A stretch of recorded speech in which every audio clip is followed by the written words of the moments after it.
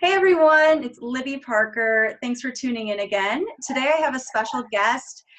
This is Colleen Werner, and she is going to be my new recovery coach for online groups. So please welcome Colleen, and we're going to just do some quick Q&A so you can get to know her.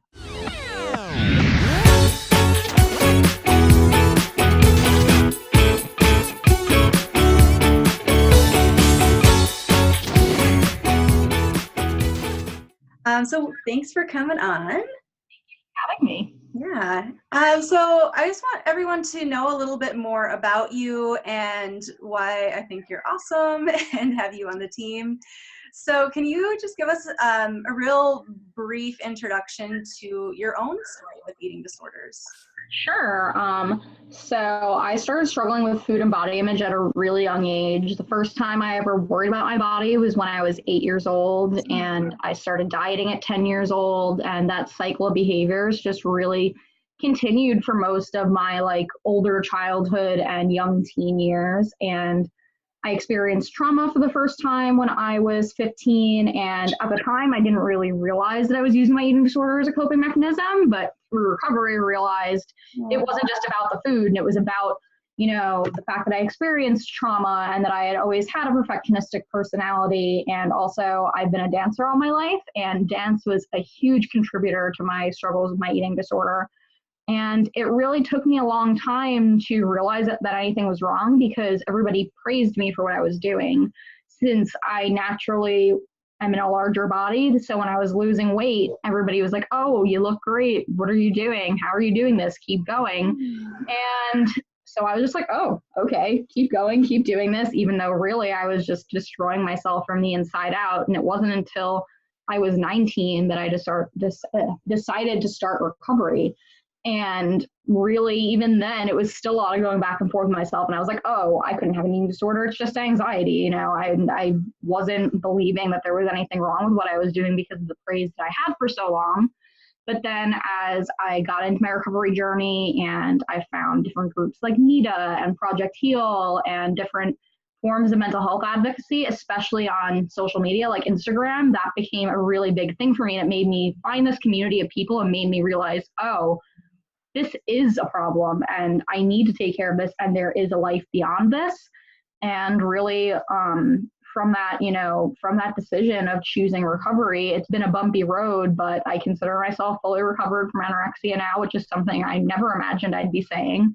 And I'm at a point where I can share my story without, shame, without being afraid of it, which when I first started recovery, I wasn't even being honest with myself. So the fact that I'm now being honest with so many people so publicly, I have over 15,000 followers on my Instagram, and I share this, my life with them every day, is really pretty cool for me to look at, because it definitely wasn't something I ever saw myself doing.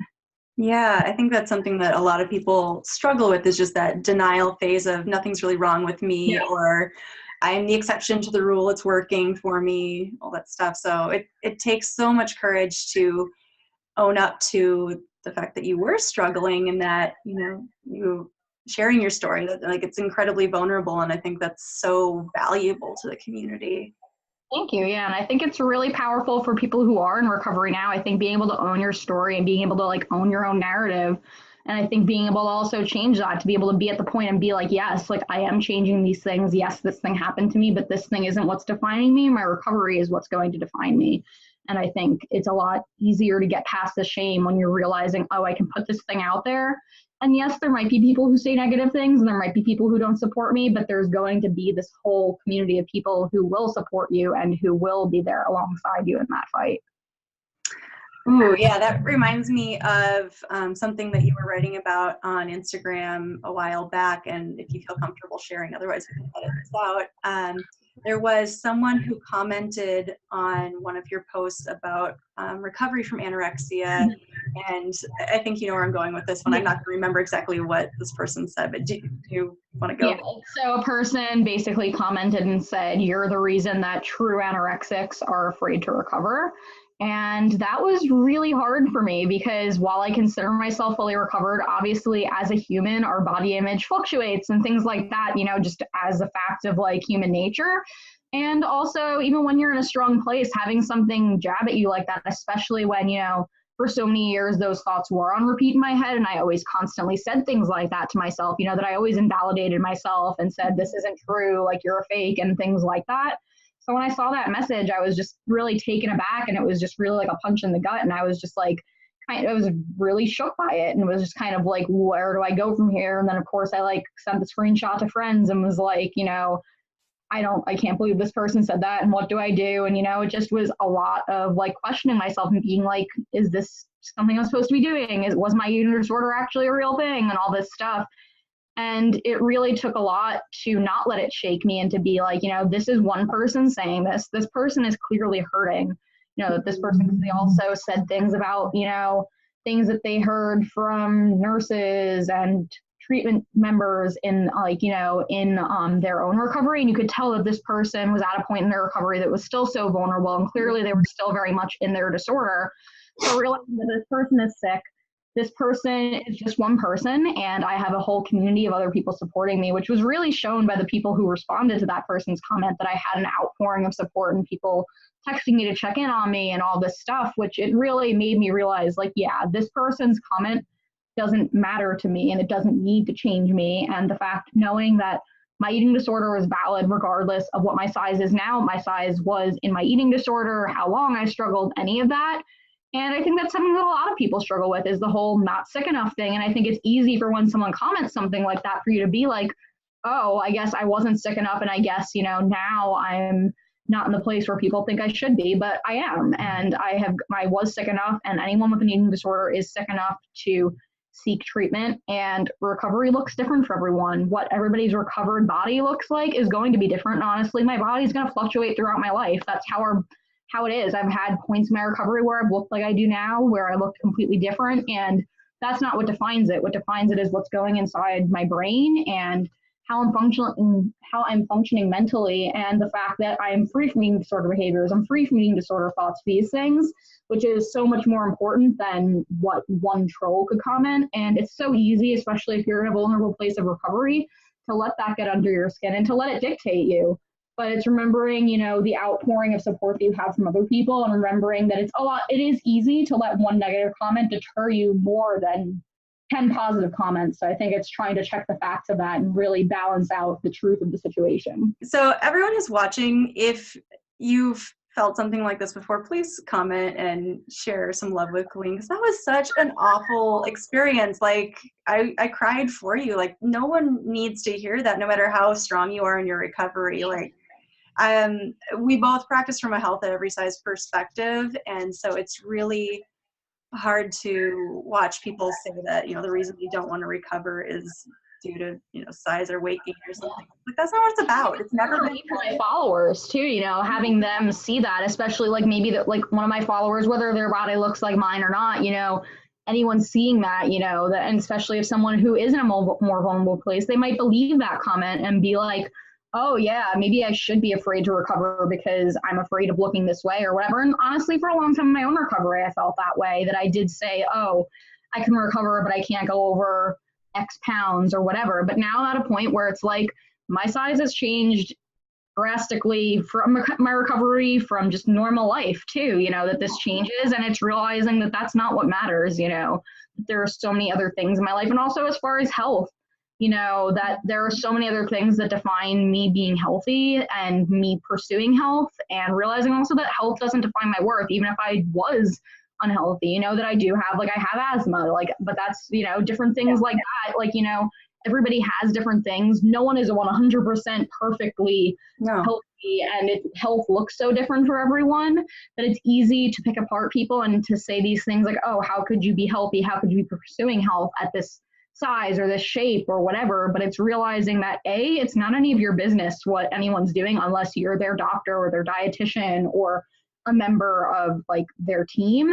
It's not your business. And also it looks different for everyone. You can't tell just by looking at someone what's going on, what they've been struggling with or any of that. And it's just, you know, we have better things to put our energy into, and there are bigger problems in the world than the size of my body. And it's realizing, you know, that my body isn't a problem, and my body does so many things for me, and being able to shift the focus to like, doing things like advocacy. And like, yes, I look at my body, and like, yes, I like going shopping for clothes, and I like, you know, on days I like having good body image days and things like that. But it's realizing that that's not what defines me, and that my body isn't the be all end all. There's so much more things that are interesting about me than my appearance. Woo!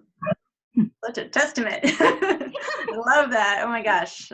We just need to write that down and post it for everyone to read. And I really love too, you created hashtag BOPO ballerina, body positive ballerina, because you're a professional dancer. And can you tell us a little more about that experience and like who's been posting with that? And yeah. Yeah, so back in April of 2017, which was only a few months into my recovery, because I started recovery in September of 2016. So I was still definitely very vulnerable in my recovery. But even at that point, I was realizing how much dance had impacted me in my eating disorder, which I didn't realize for a while because I didn't want to think that something I loved so much was hurting me. But I realized that, you know, once I was in recovery, that it was damaging, and that I was realizing that how disordered the dance world is, which you can't really realize until you are in recovery, until you're on the other side of it.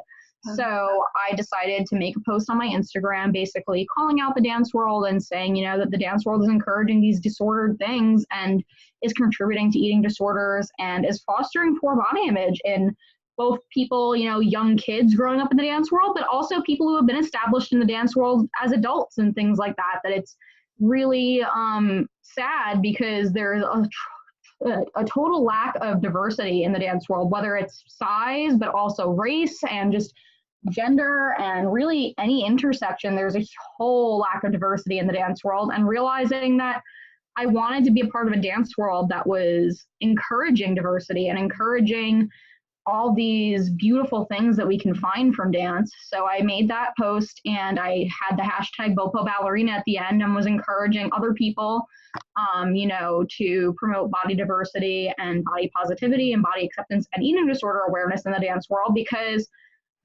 I don't know what the statistic is as far as how many dancers develop eating disorders, but I'm sure it's some astronomical number, because I know that dance is a huge contributor to my eating disorder. And honestly, pretty much every dancer that I know that has had an eating disorder says that dance has been a contributor. And even people who don't have a full-blown eating disorder have some level of disordered eating or body image problems as a result of dance. Mm-hmm. So realizing that really made me want to make a change, and also just make a space where I could feel comfortable in the dance world, because in recovery, I was no longer feeling like I belonged. And I already, from when I was young, didn't feel like I belonged, which was why my eating disorder started. I mean, obviously dance wasn't the only reason my eating disorder started, but it was a big thing. And so like in my eating disorder, I felt like I finally belonged. And then once I was in recovery, I was like, oh, like, what do I do now? So being able to create that space for myself because no one else was creating it, and being like, you know what, I want to welcome other people into this space, and I want to make the awareness so that we can make dance this amazing thing that it was for me growing up. You know, that dance can be so much more beautiful when we're encouraging this diversity. And it was really cool because about a week after I made the post, someone from Yahoo reached out to me and said that they wanted to do an article and they wanted a quote from me, which I was like shocked, but also didn't really think it was going to become this big thing. I was still like, I was like, yeah, this is so cool. Yahoo's going to write an article, but I was like, this isn't going to be big or anything. Yeah. And then there was a video that they made attached to the article that had like pictures and quotes for me and stuff. And they ended up sharing that on basically like all of their social media. And it ended up getting, I want to say, close to 500,000 views, which was insane, because at that point I only had like 1,000 Instagram followers. My account wasn't big at all. And it was like suddenly it blew up and it kept growing and growing. And then more media outlets were writing about it. And suddenly within like a month, my Instagram followers shot from 1,000 to over 10,000. And it was like overnight, it was this crazy thing. And I was like, wow, I have this platform and I'm doing this thing, but I was just kind of like not sure what to do with it. But at the same time, it was so fulfilling because people were posting their pictures to the hashtag, and I was seeing that people were resonating with it. And like, even I got an email from a mom who was telling me that her 10-year-old daughter is a dancer and she lives in a larger body, and that she had been struggling with her body image in dance class, and that she felt different than her friends, but that she allowed her to follow me on Instagram. They looked at my pictures together every night, and that it was helping her feel more comfortable about herself, and that it was helping her love her body and love dance again, which really struck me because I was that 10-year-old little girl who was struggling like that. And it made me feel like I was able to make a difference for not just this little girl, but also for my younger self. And being able to see that, like, also really makes all the hate go away, you know, because obviously I got negative comments when all of that publicity was happening.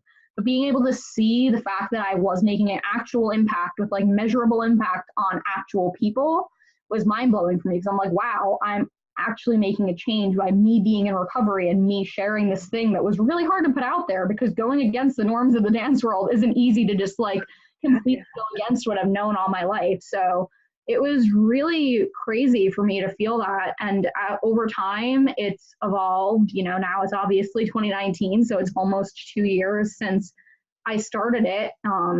And this year for NEET Awareness Week, I wrote a blog post for NEETA about it, and kind of I've been trying to like revive the movement a little bit, since obviously over time it's kind of, you know, teetered off a little bit, but people are starting to post again, and I'm trying to, you know, make it an even bigger thing, because still, even in these 2 years, while some changes happen in the dance world, there isn't nearly enough. And I think it's been also really cool for me to see how I've evolved over time, because I'm no longer a professional dancer. I still take class very often, and dance is still a big part of me, but it's kind of been like, as the movement has evolved, I've evolved. And dance is still super important to me. And actually, one of my goals now is to create an eating disorder treatment program for dancers, which I never really would have thought of without creating Bopo Ballerina, which has been really cool. Like the fact that me creating some sort of social media movement would give me this idea for like one of my biggest dreams is really cool. And I think it's giving me a way to stay involved in dance and to have dance be a huge part of my life without it being the disorder thing it once was, which I think can be hard. It can be really hard to accept that, you know, when something is changing in your life and when something is taking a different form than what it once did. And it was hard for me to accept at first when I was no longer dancing professionally, you know, that it wasn't like I was no longer dancing 15 to 20 hours a week or whatever it was, you know, that it was changing, but realizing that that doesn't make me any less of a dancer, and that still is such a huge part of me, and it's just in a different way, which I think is important for people in recovery, because, you know, whatever activity it is, maybe that you have to change how you're engaging in it, or if you just stop playing a sport for a while or whatever it is, that you're able to still have that thing be part of you, and it doesn't have to be in the exact same way that it once was, and it can still be just as fulfilling. I love that so much, because I think it is something where a lot of people, if it's dance or a sport or something, or, you know, other things they may have loved, they have to mourn the loss of a friend who, because of her eating disorder, ended up with spinal injuries and things. And so she had to quit dance completely. And she was pre-professional as well. And she's, you know, finding ways to have some advocacy, but she can't really dance anymore, other than, you know, taking really basic classes, but she's, you know, off point and everything. And that was a big loss she had to mourn. And I think a lot of people feel that, but I love that you've turned it into this really positive thing. Yeah, and I think that's important also, like you were saying, the mourning it, because I feel like sometimes it's easy to forget that, like, while it's not a person, it's a thing that we are losing in our lives. And it's a thing that, yeah, exactly. And being so passionate about something that you have the right to feel whatever you're feeling about losing that thing. Just like you're also allowed to mourn your eating disorder, you know, like you're losing something that was a big part of you, and acknowledging that, I think, is a huge part of the process, because if you skip over that and you don't let yourself feel that, that's going to stay tucked away, and that's going to keep you from reaching your full potential, whether it's in recovery or just in life. So you also have a book coming out this year. Yeah. Can you tell us a bit more about that? Sure. So tentatively, my publishing date is April 18th, 2019. That's still, it could be a little bit earlier, a little bit later, depending on how we finish up the editing and formatting process and all that. But my book is titled Brave Girl Healing.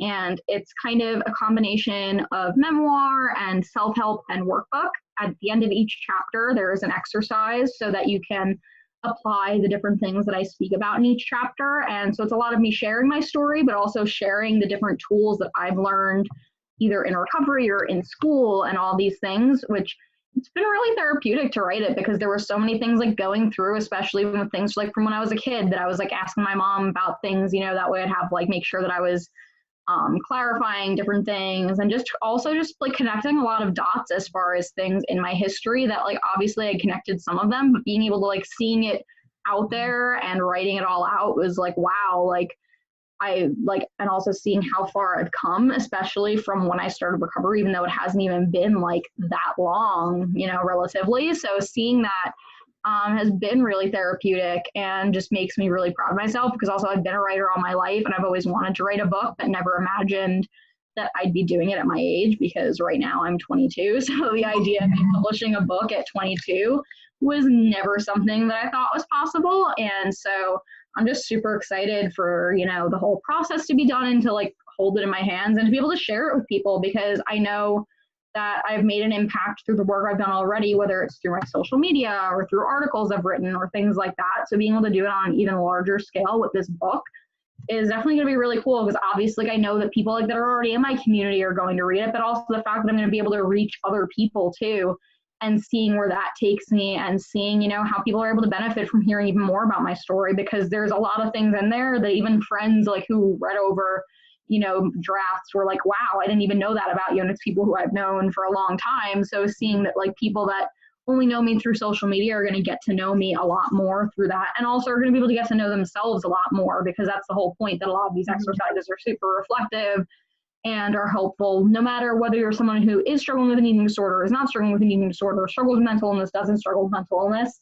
It all ends up crossing over and is really helpful as far as, you know, being able to create your own healing journey. Yeah. Oh, I'm so excited for this book. I can't wait to read it. When that comes out, I will definitely put a link below this video so that you guys can go find it yourself. So Brave Girl Healing coming up soon. And I think that also really ties in nicely to what you're doing in school now too. Tell us what your career goals are. Sure. So right now I'm almost done with my senior year of undergrad. So May 18th, I'll be graduating with my bachelor's in psychology, which I'm super excited about. And I'm hoping to find out super soon about where I'll be going to grad school, because I've applied to master's programs in clinical mental health counseling, and I've been like, you know, counting the days to hear from different schools. So I'm definitely super excited to figure out where I'll be going. I know I'll be moving to Nashville to go to grad school, which is super exciting because I've lived in New York all my life. So being able to spread my wings and go somewhere new, in a new place, in a completely different part of the country, I'm excited about that. And just the fact that I'll be able to study clinical mental health counseling and that I'm going to become an eating disorders therapist is really huge for me, because before my eating disorder, I never really had an interest in psychology or anything like that. And it was my own recovery, and seeing the recoveries of friends and other peers, you know, really made me interested and made me realize, wow, this is something I can do. And I have the power to change these people's lives. And knowing that I can make a career out of helping people and make a career out of something I'm so passionate about is really awesome. And, you know, even like starting with recovery coaching is something that it's already giving me, you know, a taste of that, and I'm getting my feet wet in that world. And it's so cool to be like on the other side as someone who is recovered, because, you know, I've been through so much therapy myself, and I still go to therapy, and I've been through groups myself and things like that.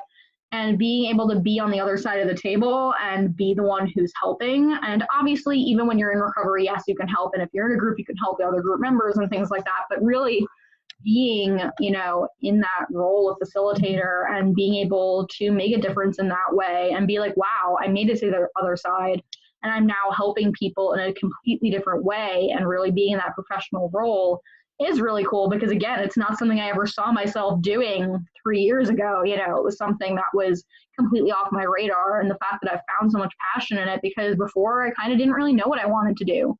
And the fact that one of the darkest things in my life brought me one of the brightest things in my life is really cool, and just so awesome that I've been able to find it.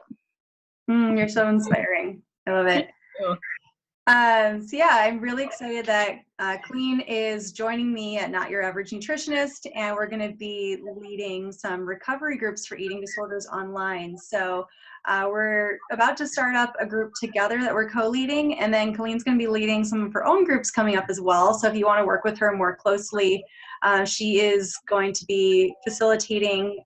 What we're doing is a quasi support group, coaching group online. So not only is it have the support group element of her facilitating groups where you can support other people in recovery and get support for yourself, but it's also going to have education, goal setting, accountability, and really giving you the tools to help facilitate your recovery in between sessions with your professional. So it's not a substitute for therapy or dietitian or medical providers, but it's something that's really becoming popular and augmenting these other therapies as a way to keep you motivated between your sessions with other professionals and give you that group aspect where you're not feeling so alone. So we're super excited that Colleen's going to be leading these groups, and there's going to be info again below this video about how you can find out more about that, learn exactly what we're doing, when we're having them, and how you can apply.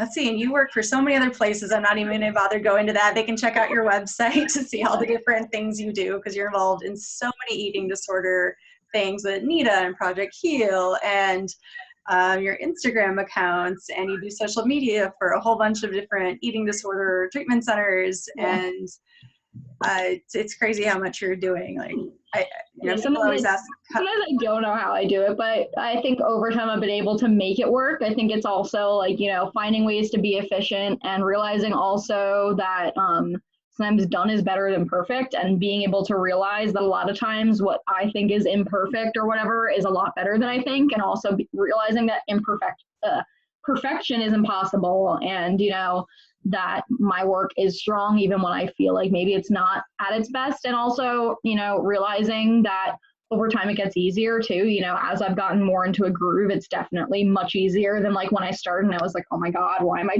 doing all of these things? But it's also, I think, really fulfilling to be able to do it in so many capacities, because I have this recovery coaching capacity, and then I have my Instagram advocacy capacity, and then I have my work doing Project Heal social media, which they're a nonprofit, and I have treatment centers, and I have things like that I think it's really interesting being able to engage in it in so many different angles, because I feel like there are so many facets to the eating disorder recovery world that people don't even realize, and also how it has to be approached in so many different ways. And I think it's going to be really helpful for me, like going into the whole professional realm of this, that it's going to be, I think, a big asset. And it's also, I feel like, just being able to connect with people in so many different ways. And I think it helps inform, my work as a recovery coach and future therapist, because I'm able to interact with so many different types of people, whether it's people who are struggling that are reaching out to the treatment center, or it's people who are reaching out to Project Heal because they want to get involved, or if it's an angry comment or something that someone sends because they're not happy with something that was posted or whatever. But I think being able to engage with the eating disorder recovery community in so many different ways is really an asset, because people are so different, and being able to engage with so many different types of personalities and people from all different walks of life, I think will be really beneficial in my work. And just even as a human, just being able to engage with so many different people is so interesting. And the fact that I'm able to do this with people from all over the world and all over the country, that some of the people I work for, I've never even met in person. And we've only, we've never met in person. The fact that all these connections that are being able to be made is so cool that, I feel like even 5 years ago that people wouldn't have expected all of this stuff to happen, that I feel like all of this telehealth stuff and things like that have blown up. And the fact that we're able to make all these connections with people that we would have never met otherwise is really cool. And I think it really shows the positive power of technology and social media, and the fact that we can use these things for good. Yeah. I was just going to say something to the same effect of like, this is one of those really cool ways that the internet works, and that it does connect people. And I think that's what it was originally intended for. And especially, among eating disorders and body image issues, the internet can be such a horrible place, but it also can be such an inspiring place if you're finding the right people. Exactly. I also wanted to point out something else you said in there. That's one of my personal mottos since the end of college, because it was not at the beginning, and I think will resonate with a lot of the viewers for this right now, is that done is better than perfect.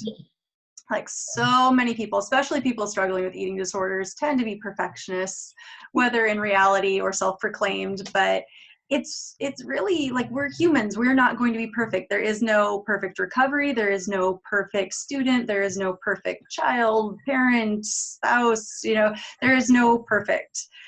So give yourself some grace, just get the stuff done.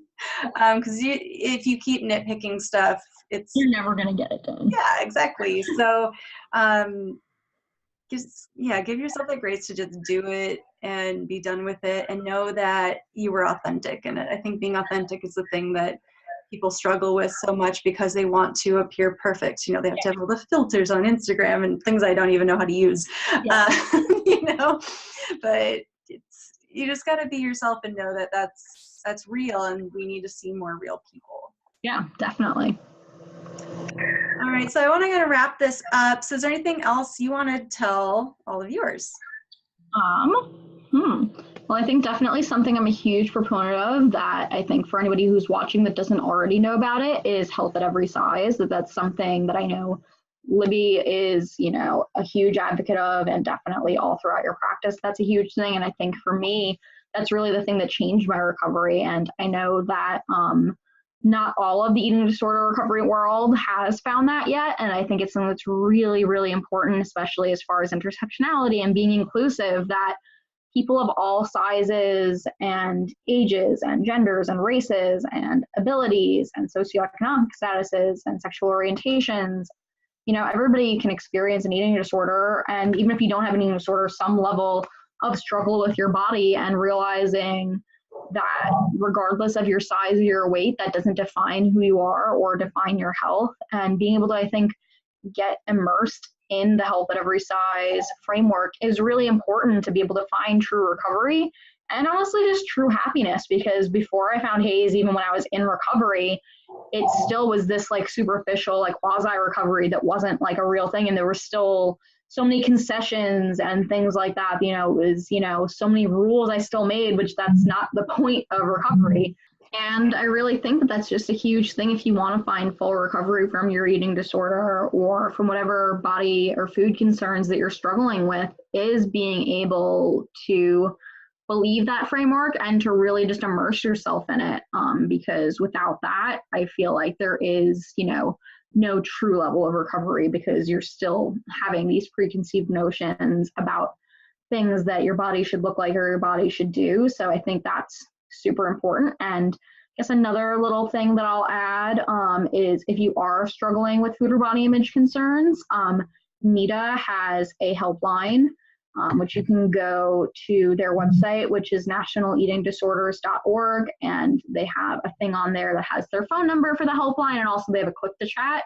And you can also message them through Facebook. And I interned with the NEDA helpline, and now I'm a remote volunteer. And it's really helpful as far as finding treatment or just support. And whether you're the person who's struggling or if you're the person who's supporting someone who's struggling or anything like that, there's so many resources that are available.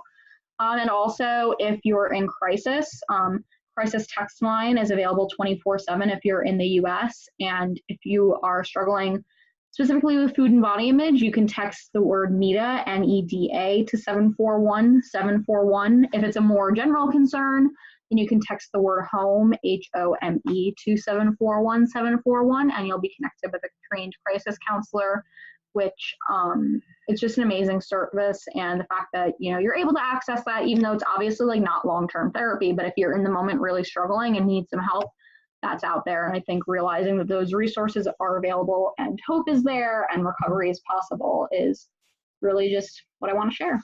Oh, that's awesome. And I love that you mentioned it's also for people supporting people going through this, and not just people struggling themselves, because I mean, the support team is so hard. So hard. I mean, I work with a lot of, you know, teenagers, and their parents will come in and they are just falling apart because they don't know what to do. And it's such a struggle. And it's, exactly. I mean, it's like, think of like the, you know, horrible, mean teenager amplified. And it's like poor parents or, you know, other family members or loved ones or boyfriends or girlfriends or whatever. And they need support too. They need to know they're not alone, how to deal with this, how to take care of themselves, because you can't. That's going to be able to help their loved one. Like even, you know, like with my boyfriend, I was very open with him about my eating disorder, about my other mental health struggles from the start. And, you know, while I'm recovered from my eating disorder now, I still struggle with anxiety and depression and PTSD. And it's really hard for loved ones to see you struggling like that. And I think realizing, you know, that there are resources for them too. And, you know, being able to have those open conversations, I think is a big thing, because that's how, you know, you can best support each other. And I think, you know, focusing on the caregiver as much as you're focusing on the person who's struggling is really important, because that's also where true recovery is found, because there's that balance, you know. Yeah. Well, thanks for sharing all of that. And, around the health at every size stuff, we could have a whole nother conversation about that. So I think we should do that at some point. That'd be awesome. Do an episode that's all about health at every size, because that's such a huge topic. There's so much that you can, there's so much that can be covered there. Yeah, so for right now, I'm just going to say Google health at every size, commonly just HAES, and you can learn more about that, but we will come back and talk more about that at a later date. So just to wrap up, how can people get a hold of you or learn more from you, Colleen? Sure. So you can find me on Instagram and Twitter as @Colleen M Werner, which is COLLEEN MWERNER. I'm also on Facebook. The username for that is the same thing, but there's a 1 at the end because apparently the Colleen M Werner was taken on Facebook. So, but, and I also have a website, which is ColleenMWerner.com. And you can also find me on Libby's website, NotYourAverageNutritionist.com, under the group page, which you can find a little bit more about me and if you're interested in working with either me or Libby. So I'm super excited to hear from some of you. Awesome. Yes, if you enjoyed this little chat with Colleen, please leave a comment below. And if you have any questions for her, we can do follow-up episodes. So please leave those below, and also other topics you want us to talk about. I think this is going to be the first of many videos that we do together. Perfect. Yes. So again, we are doing the recovery coaching coming up in groups. So check out the link for that as well. And have a beautiful day. Thanks, everyone. Bye. Bye.